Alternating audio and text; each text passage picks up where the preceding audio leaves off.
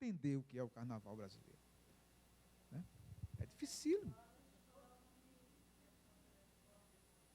As escolas dizem, muitos pesquisadores, e ficam se repetindo, dizem exatamente isso. Chama-se de literatura de cordel, porque antigamente se vendia o livreto pendurado num barbante segurado por um pregador de roupa. Isso é uma farsa, é uma mentira. Quem viveu no Nordeste, como eu e como Gonçalo, pode perguntar a ele, nunca vimos essa exposição de cordel em barbante. O folheteiro vendia o cordel da seguinte maneira: ele tinha uma mala, naquele tempo as malas nordestinas eram de madeira, né? Tinha uma mala e ali estava cheio de livro dentro. Então ele chegava, colocava em cima de, como os camelôs fazem aqui, né? Aquele quadradinho, colocava a mala, abria a mala, expunha os cordéis, tinha uma difusora, né? Uma boca aqueles alto-falantes, né? Colocava no chão, pegava o microfone com uma haste, né? Botava o microfone aqui, que nem Silvio Santos, e ali ele pegava o folheto, começava a ler o folheto no meio da feira, e nós, meninos, né, ficávamos ali tudo abestalhado com as histórias, e aí quando chegava no melhor da história, dizia: olha, quem quiser saber o final da história, tem que comprar o folheto. Bom, também eu ficava o tempo todo, eu ia e vinha, quando tinha rodinha eu corria, chegava lá no meio do bom da história,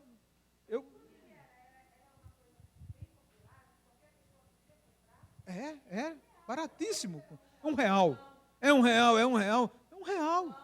Né? Mas digamos que era R$ 1. R$ 1, você dava lá. Minha mãe muitas vezes dizia para mim: Aderaldo, dia de feira, sábado, 4 horas da manhã, me cutucava: Aderaldo, quando vier da feira, traga o folheto para a gente ler. Para você ler para mim, né? Eu tinha que ler para ela. Ler para ela o cordel. Eu li e ela decorava. Depois eu chegava em casa e ela estava cantando o cordel, fazendo feijão. Né? Calango indo na casa do seu tio Papavento, uma coisa eu lhe pergunto antes de tomar assento, quero saber se me dá sua filha em casamento. E aí ela contava essa história toda, né?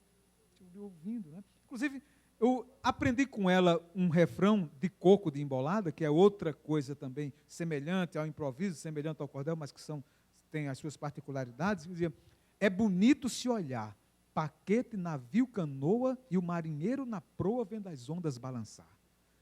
É interessante demais, né? Isso ficou 50 anos dentro de mim. Aí, quando foi o ano passado, eu me encontrei com o Escurinho, que é um cantor lá do paraibano, né?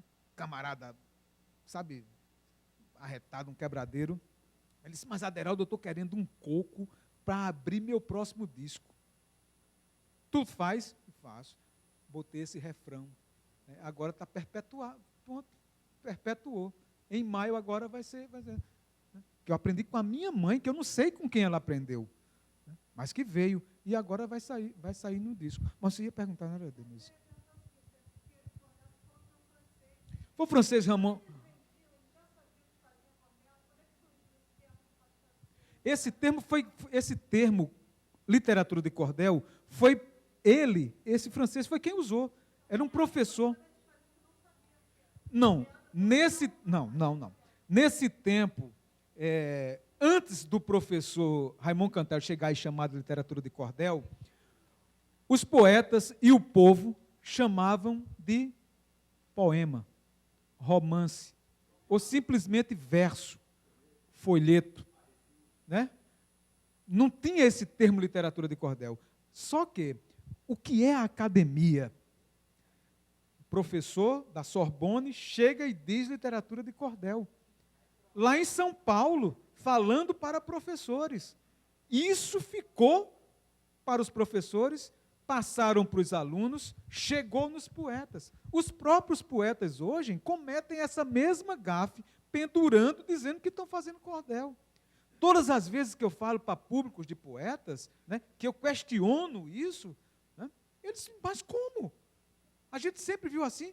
Ora, não é isso aí, houve uma interferência, houve uma intervenção estrangeira. E foi bom, por quê? Porque muitos poetas, pensando em dar legitimidade ao produto cordel brasileiro, queriam mesmo um embrião na Península Ibérica. para dizer, olha, né, tem uma ligação com o erudito. E não tem. Aliás, o cordel, gente, eu tenho cada dia mais tentado destruir essa coisa de chamar de popular, né? O poeta popular. É uma questão ética e política de não chamar de poeta popular. Porque quando chama Ferreira Goulart para ir para a Bienal do Livro, o Alain, eu tive com o Alain não se lembra, mas eu tive com o Alain em 2010, na Bienal de Pernambuco. Não foi? Você não esteve lá? Pronto, eu tive também. Foi, estivemos com o Elton de Mello. Né? E falando para os poetas. Né? E os poetas, essa questão de chamar Ferreira Goulart, chamado para uma Bienal. Alguém sabe quanto é o cachê de Ferreira Goulart? 22 mil. Ana Maria Machado, Ferreira, é essa faixa de cachê. Para ir lá falar 1 hora. Né? Falar 1 hora. Aí bota lá Ferreira Goulart e bota lá um poeta de cordel. Tá? Qualquer um. Ferreira Goulart fala 1 hora e leva 22 mil reais. E o poeta de cordel recebe 500 para não receber, porque é da prefeitura e aquilo é o trabalho que dá para empenhar para receber. Por quê? Porque é poeta popular. É uma questão ética, é uma questão de respeito pelo ser humano. É o mesmo trabalho. Né? É o mesmo trabalho. É o mesmo trabalho poético. Não há diferença nenhuma entre o fazer poético de Ferreira Goulart e o fazer poético de qualquer poeta de cordel do Brasil. Não tem. Mas não é o que acontece? Mas o quê? Que detalhe?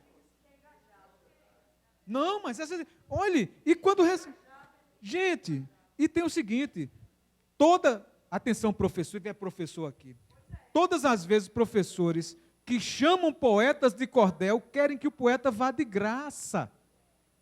Não venha para divulgar o seu trabalho. Porra, não existe isso. O cara é um trabalhador da palavra, da poesia, é um arquiteto. Como é que ele não vai cobrar? Tem que pagar e pagar bem. Essa discussão nós tivemos com a prefeitura nesse Paixão de Lei que tem todo ano, né, em que convidava os poetas e não pagava, né, e aí, numa discussão com o secretário, com todo mundo, olha, tem que receber o mesmo. Né. Fizemos uma mesa o ano passado nessa Paixão de Lei. Eu, Braulio Tavares e Severino Honorato.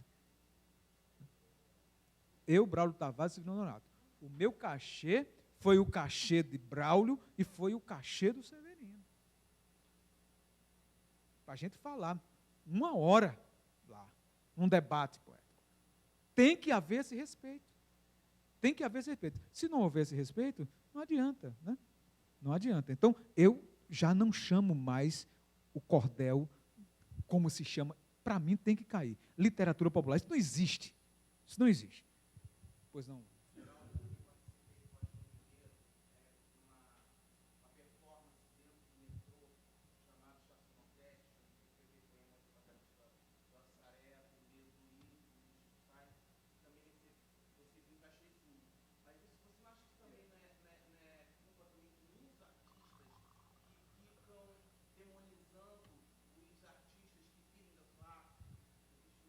O poeta, eu falo dos poetas de cordel, porque eu alinho com eles. O poeta de cordel é marginal até para os poetas marginais.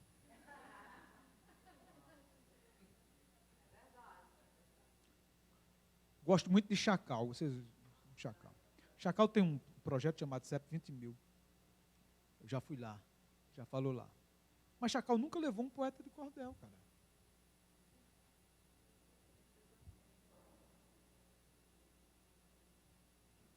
Temos que repensar. Temos que repensar. Eu estou fazendo uma coisa agora, eu quero fazer aqui no mar.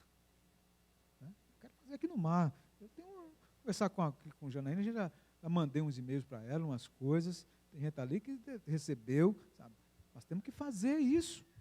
poesia de cordel. Então, quando eu falo isso, de que a Academia Brasileira de Literatura de Cordel podia estar em parceria com o MAR, com a Academia Brasileira de Letras, podia estar em parceria com o Museu de Belas Artes, descer mesmo, vamos sair de Santa Teresa, vamos invadir a rua, vamos lá para o Largo da Carioca, vamos mostrar o cordel, vamos fazer uma grande feira de cordel no Rio de Janeiro, mas não, quando falo em cordel, todos nós associamos apenas a Feira de São Cristóvão. Ou seja, vamos segregar. E agora dentro dos muros, olha que merda. Pois não, meu jovem.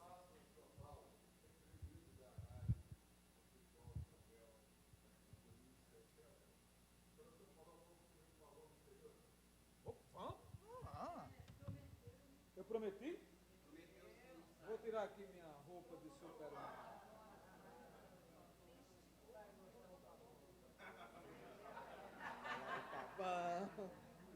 Eu estava esquecido do pavão, cara? Não estou esquecido do pavão. Pelo seguinte, porque quando eu disse que o cordel não é uma literatura sertaneja, é porque os maiores clássicos do cordel brasileiro foram escritos no Brejo Paraibano.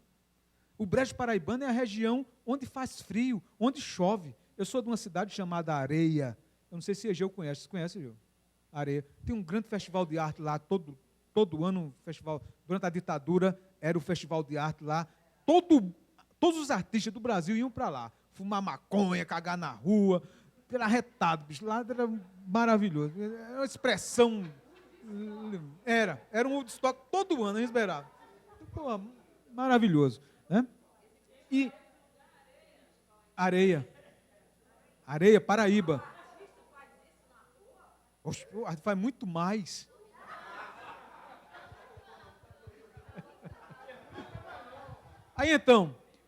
Aí veja, essa região chamada de Brejo, né, onde chove, onde faz frio, né, ela é formada por 8 cidades. Né?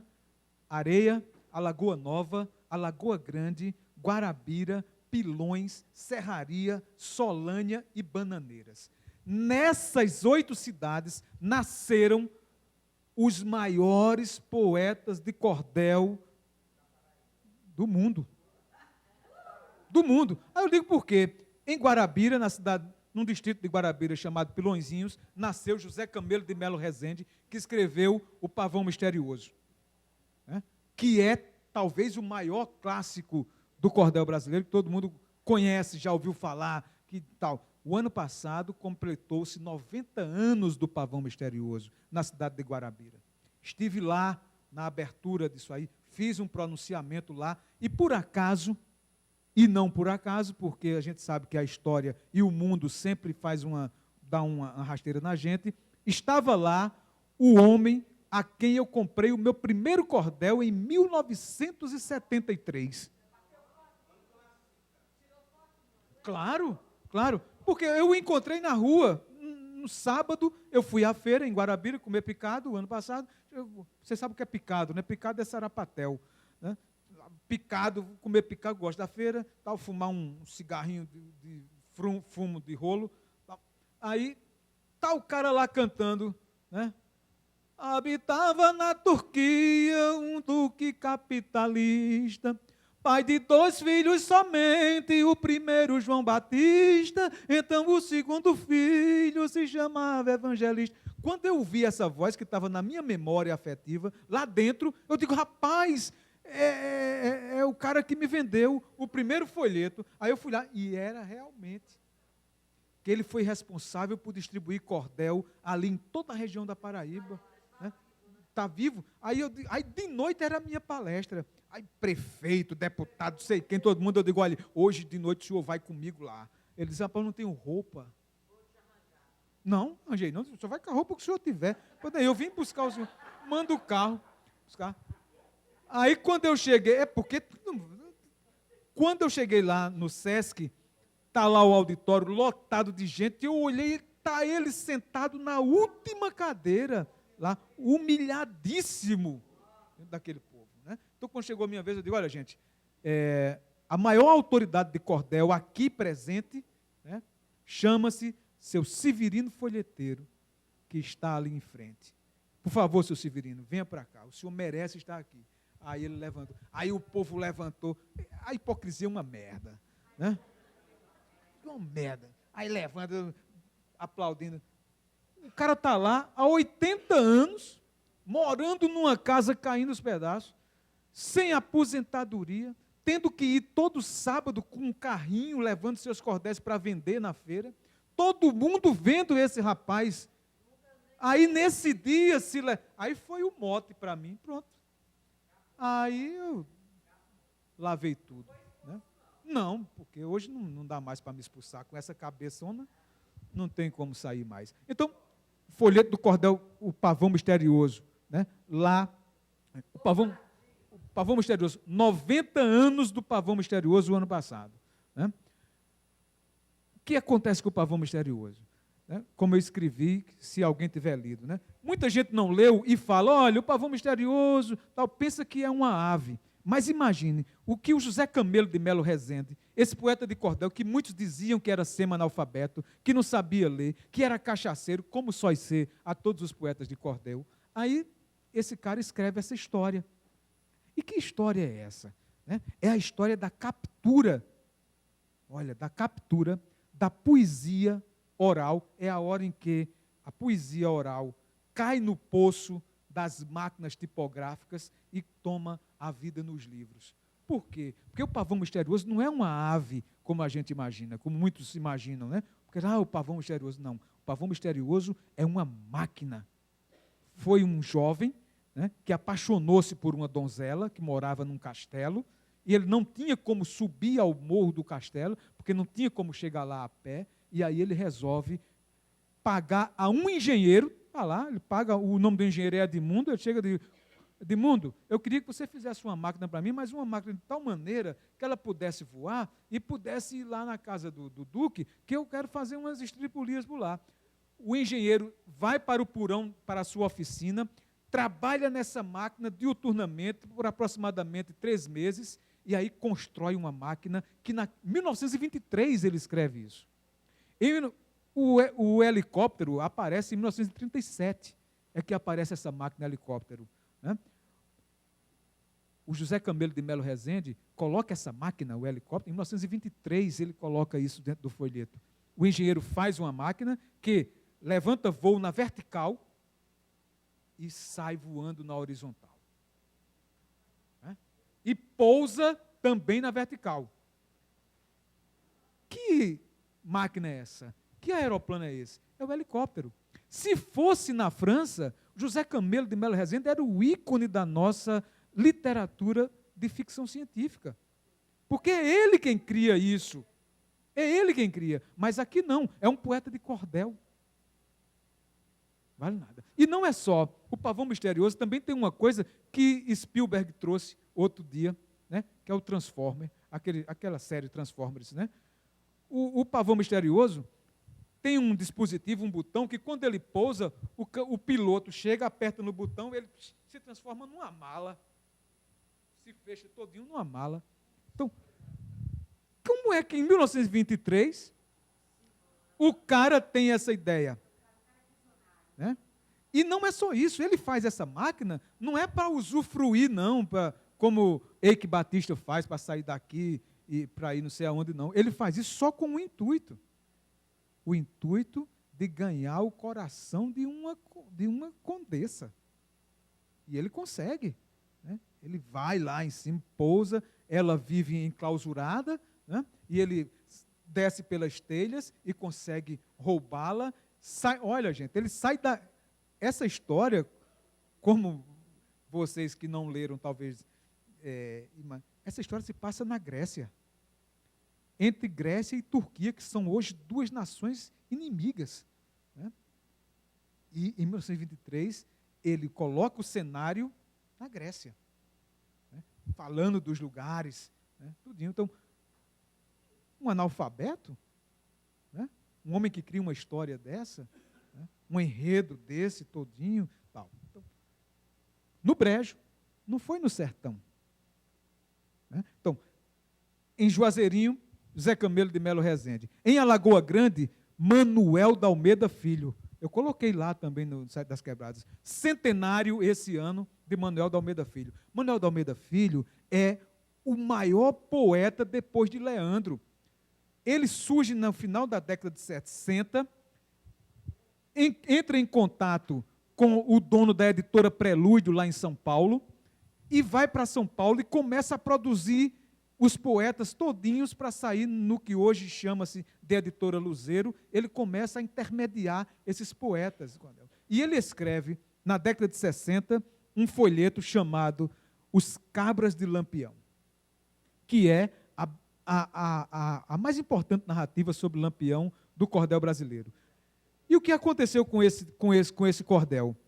Um professor alemão da Universidade de Tübingen disse o seguinte, colocou, não vai ter esse negócio de cânone lá agora, né?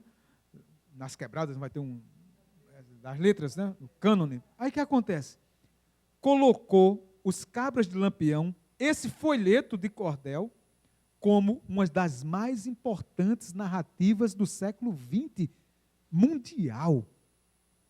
Ninguém no Brasil, nenhum crítico literário, nenhuma revista, nenhum jornal deu manchete a isso. Por quê? Porque é de um poeta de cordel, é de um poeta popular. Manuel de Almeida Filho. Manuel de Almeida Filho escreveu, vocês lembram que tem uma Manuel da Almeida, ele se escrevia de apóstrofo Almeida, da Almeida, né? De Almeida, da Almeida, já era né? Manuel da Almeida. Ele escreveu O Direito de Nascer. Você lembra do Direito de Nascer? Pronto. Escreveu. Novela. Cubano. Quem traduziu para o cordel O Direito de Nascer foi Manuel da Almeida Filho. O maior cordel já escrito, com 719 estrofes. Manuel da Almeida Filho. Manuel da Almeida Filho também encontrou-se um dia com Jorge Amado, lá em Aracaju. E aí pediu autorização para transformar em cordel Gabriela. E Jorge Amado deu a autorização. E ele escreveu em cordel, adaptou para o cordel o romance. Gabriela, Manuel da Almeida Filho. Gabriela, Cravo, Canela e outras coisas. Existe, nós produzimos o ano passado uma edição de luxo, né? Então tá aí. E Manuel da Almeida Filho é de onde? De Alagoa Grande, do Brejo Paraibano. Dessa região, dessas 7 cidades, né, do cordel brasileiro. É por isso e por mais. Pois não. Sim. Leandro Gomes de Barros criou personagens, criou histórias, aproveitou outros personagens, ele fez de tudo. Ele era um sujeito sensacional. Então, ele fez de tudo. Criou, mas também adaptou, mas também trouxe outras coisas. Opa. Opa. Vamos retornar aqui.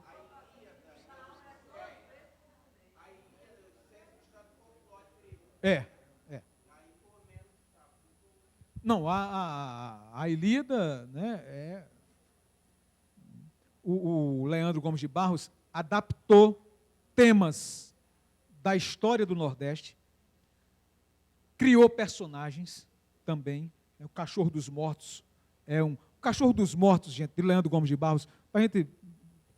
E, aliás, ele ia muito no Brejo também, né? Ele tem muitas passagens pelo Brejo. O Cachorro dos Mortos é uma história sensacional, que é talvez a nossa primeira história policial, né?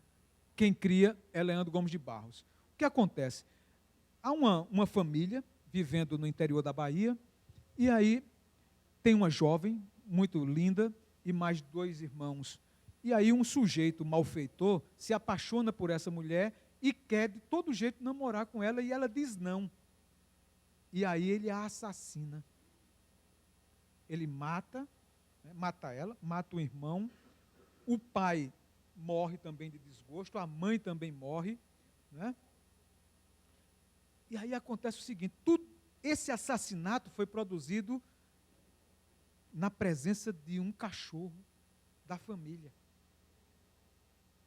E aí, antes de morrer, ela escreve um bilhete, ele manda um bilhete para essa mulher, para essa moça responde o bilhete dizendo que não quer namorar com ele, e ele escreve outro bilhete dizendo que então ela vai pagar. E aí ela pega esse bilhetinho e esconde, na hora que está morrendo, dentro de uma árvore, tem um buraquinho numa árvore, ela coloca aquele bilhete ali e morre. Né? E quem descobre isso é o cachorro. O cachorro é quem leva. O assassino um dia, né, passa por lá, quando chega, o cachorro, quando viu aquele sujeito, começa a latir e vai ficando louco, parte para cima, e aí alguém diz, olha, tem alguma coisa errada. Né? E aí começam a averiguar e descobrem assim, né, como é a morte. Não, o poeta de cordel, né, escreve uma história dessa, né, o cachorro dos mortos. É sensacional essa história. Pois não? Mas esse tema é bom, né, cara? Puxa, vida, é maravilhoso. Opa, chegamos no outro paradigma. Vamos lá. Vamos quebrar esse paradigma também. Então, o que aconteceu com os desenhos do cordel? Olha, nós já estamos aí, né, dizendo que o cordel não veio de Portugal, que o cordel não é uma poesia sertaneja, que os maiores clássicos do cordel foram escritos, na verdade, no brejo. E agora nós vamos entrar na ilustração do cordel. Muitos pesquisadores dizem, inclusive, né, alguns que nós conhecemos aqui do Rio de Janeiro, que a xilogravura é o sinônimo do cordel, né? Que, obrigatoriamente, o cordel teria que ser, né, ilustrado com xilogravura. Não é assim que dizem, né? Que se não tiver xilogravura, não é cordel. Ora, gente, isso é outro engano. Não é isso. O cordel é a forma poética. O cordel é o texto.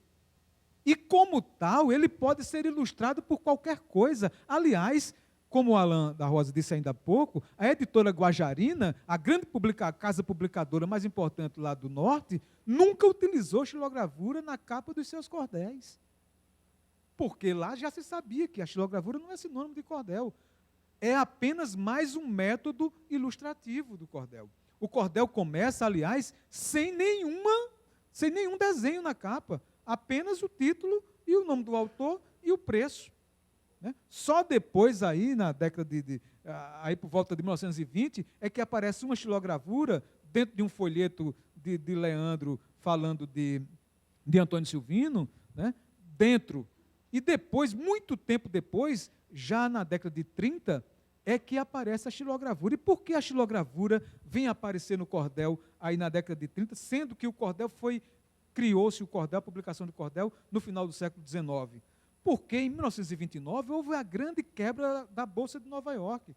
E com a quebra da Bolsa de Nova York, a matéria-prima para a impressão de livros em qualquer lugar ficou horrível, ficaram muito caro. Então, fazer o clichê, né, da zincogravura para o cordel transformou-se numa coisa cara. Então, qual foi a saída para os poetas? Foi pegar o taco de madeira, né, da umburana, e fazer ali os seus desenhos das suas capas de cordel. Aí tem hoje, olha o paradoxo que há hoje, né? Ainda hoje tem gente que acha que o cordel só é cordel se tiver a xilogravura. Aí você pega o cordel dele, aí está lá aquilo que supostamente ele chama de xilogravura, mas que não é xilogravura. Por quê? Porque o processo é que vai determinar a arte. Como é que os poetas fizeram naquele tempo? Faziam como carimbo, é assim que se faz a xilogravura. Você carimbava todas as capas com aquele taco de madeira, com aquele taco de xilogravura. Aí hoje o cara faz a xilogravura, aí vai lá, imprime a xilogravura na sua folhinha, vai no scanner, escaneia, dá um tratamento na imagem, rústico, e aí coloca lá e diz, olha, isso aqui é xilogravura. Isso não é verdade, isso é um engodo, não é xilogravura. Né? Você já acha que eu estou certo ou estou errado?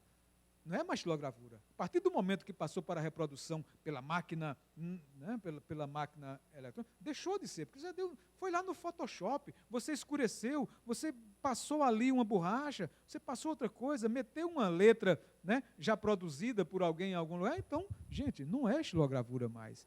Né? Não, porque quando se chamava de 8 páginas, não se contava nunca a capa.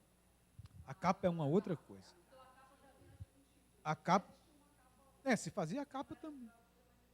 Existia o espaço da capa. Sempre, os cordéis sempre foram com capa. Não importa se vinha com xilogravura ou com... Mas eles nasceram com capa. Todos eles têm capa, né? Tá certo? Tem uma rixa, né? A rixa é fundamental, né, para que haja avanço. Né? Você tem que ter a rixa. Então, o que acontece? O José Bernardo da Silva, né, passou a vida inteira, porque vocês sabem que as tipografias no interior do Nordeste, que publicavam cordel, todas fecharam as portas. Quem culparam? Porque se dizia o seguinte, quando o jornal aparece, aí disseram, o jornal vai acabar com o cordel, porque era o cordel quem o poeta fazia a notícia lá, né? O jornal vai acabar com o cordel. Não acabou. Aí apareceu o rádio. O rádio vai acabar com o jornal e com o cordel. Aí o rádio nem acabou com o jornal, nem acabou com o cordel. Aí apareceu a televisão. Aí disseram, a televisão vai acabar com o rádio, com o jornal e com o cordel. E não acabou, a televisão acabou. Aí apareceu a internet. Aí a internet vai acabar com a televisão, com o rádio, com o jornal. Não acabou nada. Pelo contrário, estão dialogando, né? Quem é sabido vai aprendendo a navegar em todas as coisas. Qual é a culpa do fracasso das tipografias nordestinas? É uma editora que existe em São Paulo até hoje, a mais antiga editora de cordéis do Brasil, que chama Editora Luzeiro Limitada. Eu fui coordenador editorial de 2009 a 2011 dessa editora, no lugar de Manuel da Almeida Filho. Olha, eu sentei na cadeira. Poeta. Sentei. Eu também me achei, comecei a cortar. Porque a gente começa o poder vamos. Aí José Bernardo da Silva, numa entrevista a Gilberto Sarno, ele diz o seguinte, olha, o grande culpado por nossos cordéis se acabarem são os cordéis da Luzeiro, quando começaram a chegar pelo interior do Nordeste. Por quê? Porque a Luzeiro não publicava mais o folheto naquele formatinho lá do Nordeste. Ele começou a publicar o folheto no tamanho de 14 por 18, né, que era um tamanho maior, e com as capas coloridas. E com um papel melhor, já em offset. Então, quando esse cordel apareceu lá pelo mesmo preço, né, a máquina, né, da produção, então, meu amigo, acabou.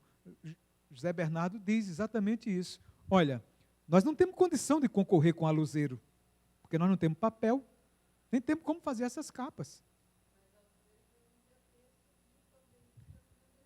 Nordestinos, em São Paulo, era o mesmo texto. Então, o pavão misterioso do cordel da Luzeiro, a capa colorida, linda, né, é o mesmo texto lá que se produzia lá. Mas o pessoal começou a preferir o cordel da Luzeiro, porque era colorido. Vocês lembram quando o João 30 dizia...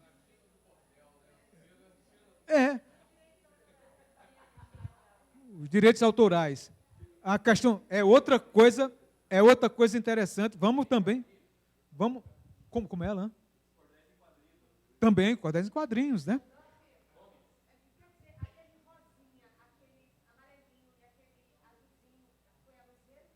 Não, eram capas coloridas mesmo. Daqui a pouco eu vou mostrar aqui. Então, outra coisa aqui. Eram os mesmos textos, são os mesmos textos que corriam lá no Nordeste. Agora perguntaram, olha, vai ser a Celeste, né? O direito autoral, né? Os poetas têm na Luzeiro o mesmo tratamento que qualquer autor tem com as editoras. Vende o direito autoral ou escreve, né, recebe a sua parte das suas edições. Se quiser comprar, compra pela metade do preço para revender. É comercial, é profissional, não tem diferença. Né? Não tem diferença nenhuma. Inclusive, por onde eu ando, e olha que eu ando o Brasil todo, né, eu encontro muitos cordéis pirateados da Luzeiro. Né? Eles pegam por lá, e tiram o nome da editora Luzeiro, colocam o nome deles lá. Muitos fazem isso. No Brasil inteiro. Com João Martins de Ataíde. Então, tem isso. Pois não, Ângela. Meninos, atenção. Tem gente aqui que gosta de meninos. Então, vamos lá. Os meninos. Há sempre, Ângela, em todos os lugares que nós passamos, crianças escrevendo cordel. Isso é maravilhoso. Inclusive, por onde eu vou, que tem um menino escrevendo, mesmo que o texto, eu levo para Luzeiro para a gente publicar. Vamos publicar. Por quê? Quando nós fazemos o lançamento desse folheto, lá na cidade dele, porque eu vou lá fazer o lançamento, a cidade é uma festa e no instante aparecem outros poetas. Né? Tem um agora que ganhou um prêmio lá na Bahia, entregue por Antônio Torres, né? Vital Antônio de Macedo. Eu escrevi um folheto chamado Viagem com a Morte. Ele, né, cria um personagem que a morte vem visitá-lo, leva, né, para o outro mundo. Uma coisa, né, um sistema mas nós publicamos. E aí foi feito o lançamento lá, as rádios em cima, né, entrevistando e tudo, e ele todo por cima, já as meninas tudo em cima dele, né, porque é o poeta, né, a cidade e tal.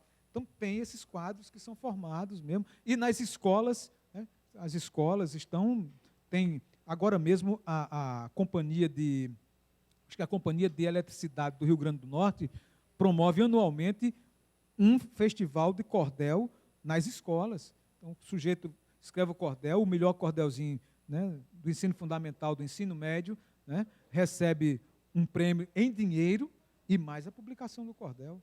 Né? Então, isso é muito interessante. Né? Prof, obrigado. Todo dia. Tem. Mas é o seguinte, mas atenção, o duelo é diferente, tá? O duelo é o seguinte, e isso é muito inspirador, por quê? Porque há uma coisa no mundo do cordel que chama inveja. Não, eu falo do cordel, não falo de outro, eu não sei das outras, eu falo do cordel. Então, o sujeito escreve uma história, né? Publica a história, e aí o outro poeta, rapaz, aquele cara.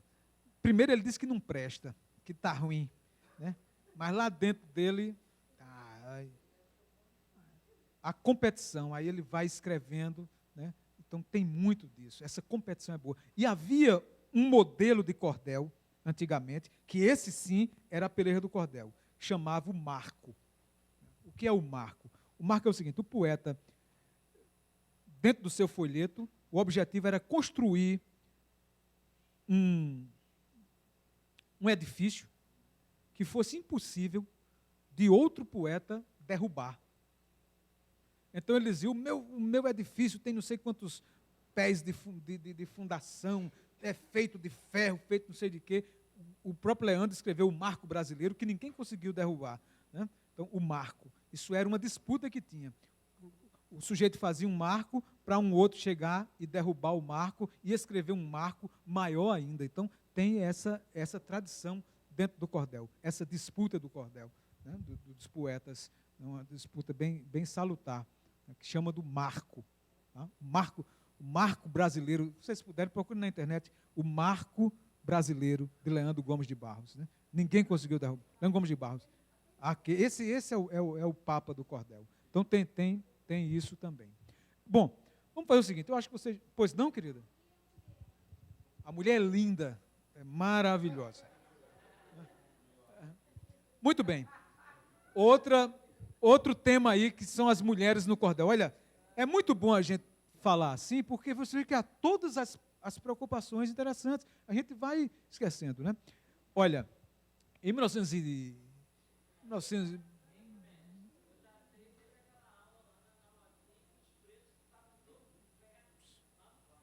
Mas vamos chegar lá. Mas veja bem, o grande responsável pelo cordel, né, de 1950 até 1965, foi o negro, o José Bernardo da Silva. Foi o editor, ele foi o cara que comprou tudo e foi o cara que publicou todo mundo, era um negro. Né? Eu tenho uma foto dele que é emblemática, depois aí vocês querem olhar no meu Facebook, tem tudo lá que não presta. Está lá. Vai lá que vocês vão ver. Ele com aquela valise, todo fatiotado, parecendo um empresário europeu, né? Segurando a sua mala de dinheiro. Né? Não, ele estava de caque. Caque que era mal. Então, agora, as mulheres, em 1900 e qualquer coisa, mas antes de 1930, apareceu um autor de cordel com um poema chamado O Violino da Morte. E esse autor era Altino Alagoano. Então, esse autor lançou esse poema, depois lançou mais 2 cordéis. Né? O tempo passou e se descobriu que esse Altino Alagoano era, na verdade, uma mulher. Maria das Neves Batista Pimentel, mãe de Altimar Pimentel, um grande folclorista brasileiro, né? Filha de Francisco das Chagas Batista. Né? Então, essa mulher inaugura a saga da mulher no cordel. Ela se assinou como homem, ela depois se revela isso numa entrevista, porque ela diz, não, todo mundo que chegava lá em casa, que o pai dela era dono de uma editora de cordel, Francisco das Chagas Batista, só tinha poesia de homem.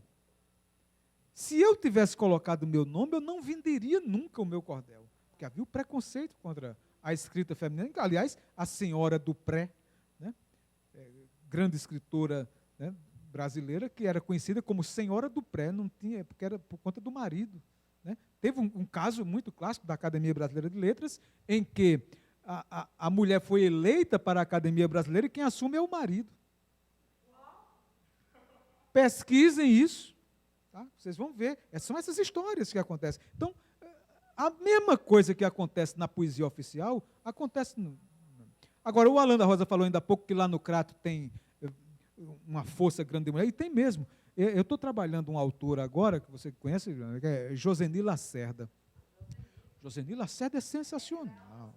Porque, vejam só, e aqui nós vamos entrar numa outra discussão que eu faço contra alguns pesquisadores.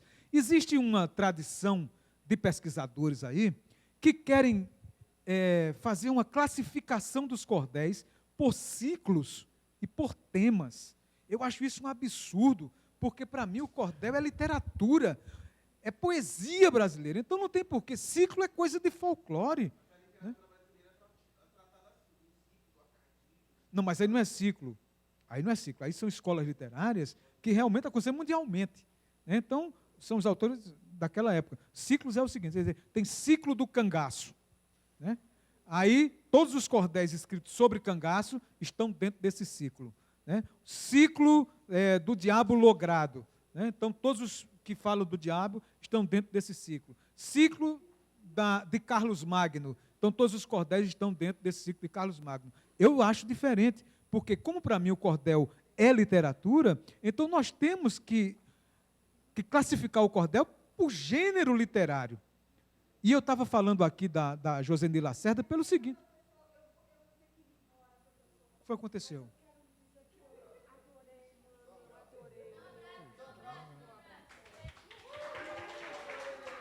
Obrigada, eu quero ser sua frente forever. Vai lá. Então, eu encontrei um folheto de Joseni Lacerda que me deu uma luz muito grande. Ela escreve um cordel. Você sabe que tem muita história de Lampião. Né? E a Joseni Lacerda escreve uma coisa que ninguém nunca havia escrito, que é a medicina no cangaço. Ora, a medicina no cangaço, que não conta história, não conta uma história, pelo contrário, conta quais eram as meizinhas, os remédios, como os cangaceiros se tratavam das suas doenças. Ora, isso não pode... E o que é isso? Para mim é um ensaio. Então é um cordel ensaístico. E aí eu comecei a pensar que eu podia classificar o cordel a partir dos gêneros literários, dando ao cordel essa possibilidade de dialogar com a academia, que não quer que dialogue. Né? Então, aí comecei ao cordel biográfico, né? Ao cordel ensaístico, ao cordel, a crônica em cordel, que é uma coisa do dia a dia, o romance em cordel, tal. Apontamentos para uma história crítica do cordel brasileiro. Né? É um livro que eu escrevi em 2012, né? Está esgotado, viu? Está esgotado. Está vendendo ali. Está esgotado. Só vai sair uma nova edição só lá. É necessário a gente, porque muitas vezes, mas será que é? Não é, não sei o quê, o professor não mostrou, só falou. Né? Então, vamos mostrar. Essa capa aqui, ó, João Melquiades da Silva, cantor da Borborema, o título do cordel, Combate de José Colatino com o Carranca do Piauí, com o sargento Machado foi vencido em Cacimba de Dentro por Belmiro Costa. Brevemente, a continuação da história de João de Calais. Preço, R$1.000. R$1, alguma coisa. Não tem a xilogravura. Esses são os primeiros. Né? Como é que passa aqui? Tem que voltar?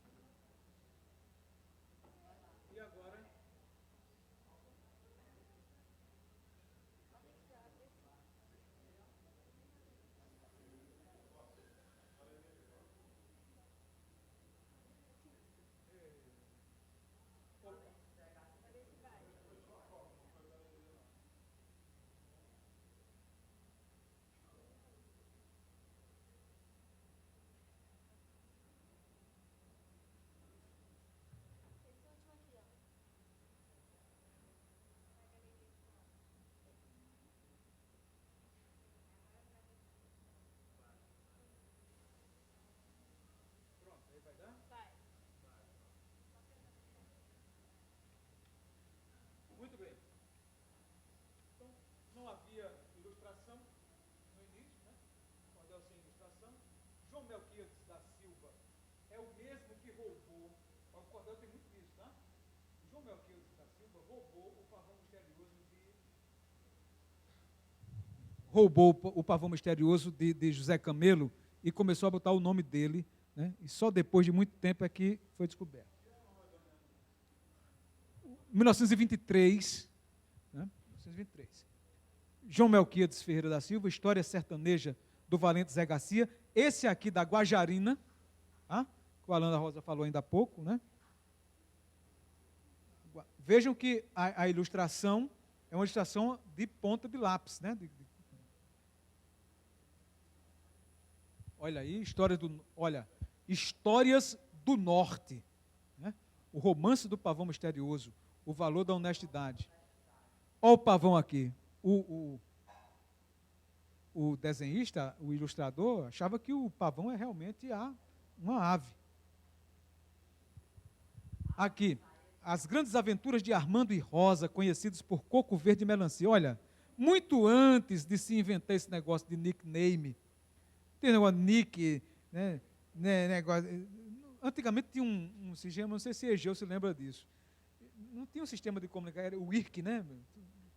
Lembra do IRC? O IRC, o IRC, o primeiro, aquele e tal. Então a gente tinha uns nick, né? Um apelido que a gente usava para simular. Essa história é quem inaugura a questão dos apelídios na literatura brasileira. Por quê?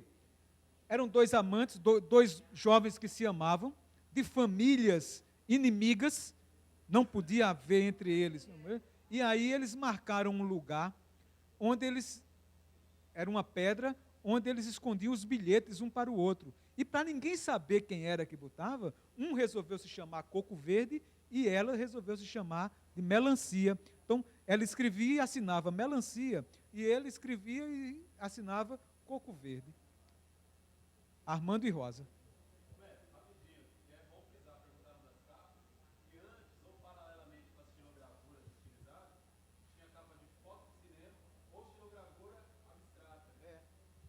Porque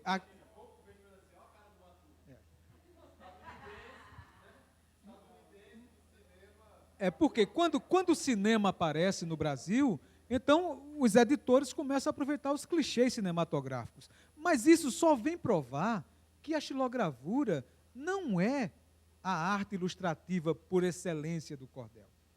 Quem acha que é justamente o povo da academia. Né? É. É. Também. Aí, história do poeta Ramos Patrício e Zulmira Feitosa. Olha ali, os dois.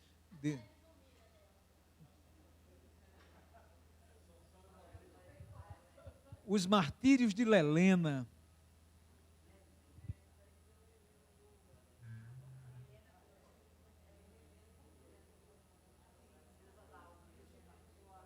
Ó, aqui já do Ceará, né? Autor José Camelo, editor proprietário Manuel Caboclo e Silva, por compra a Joaquim Batista de Sena. Vejam que eles compravam um do outro. O editor Manuel Caboclo é muito conhecido, ele fazia aqueles almanaques. O Joaquim Batista de Sena, também um editor, nascido lá no Brejo, na cidade de Bananeiras. Aí.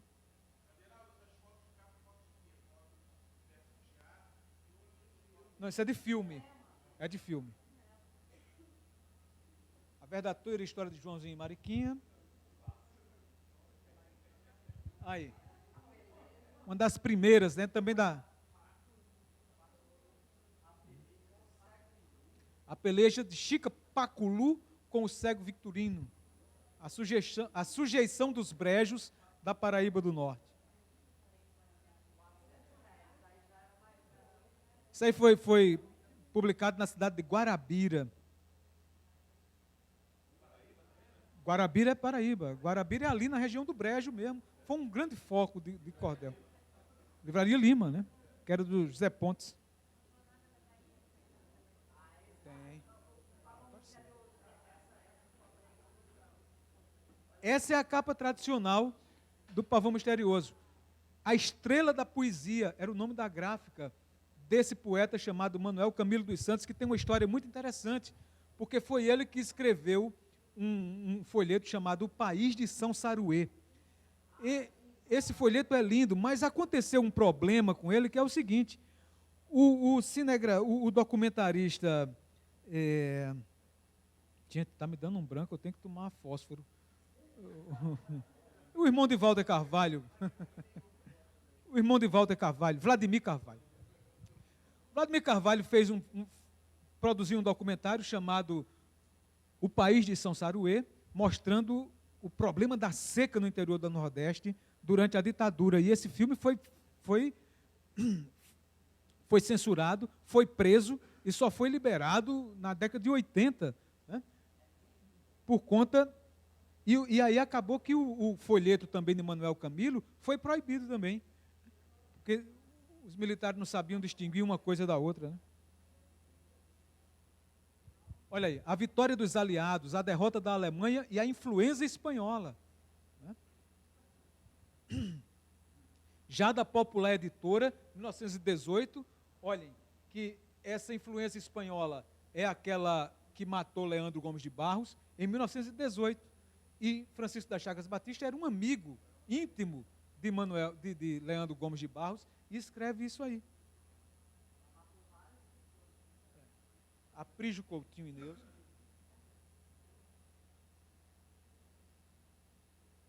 Olha, Desafio de Zé Duda com Silvino Pirauá. Aí as capas já vão tomando um outro ar. Essa aqui é da Livraria H. Antunes, aqui no Rio de Janeiro, né, produzida ali na Marechal Floriano Peixoto.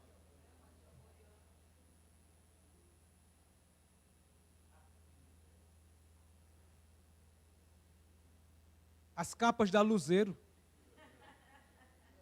Vicente, os Reis dos Ladrões. Eu li isso aí, eu tinha uns uns 8 anos. Olha, eu ria demais com essa história. Muito interessante. Né? Vejam que a capa. De quem é? Manuel da Almeida Filho. Não. Como é que sai?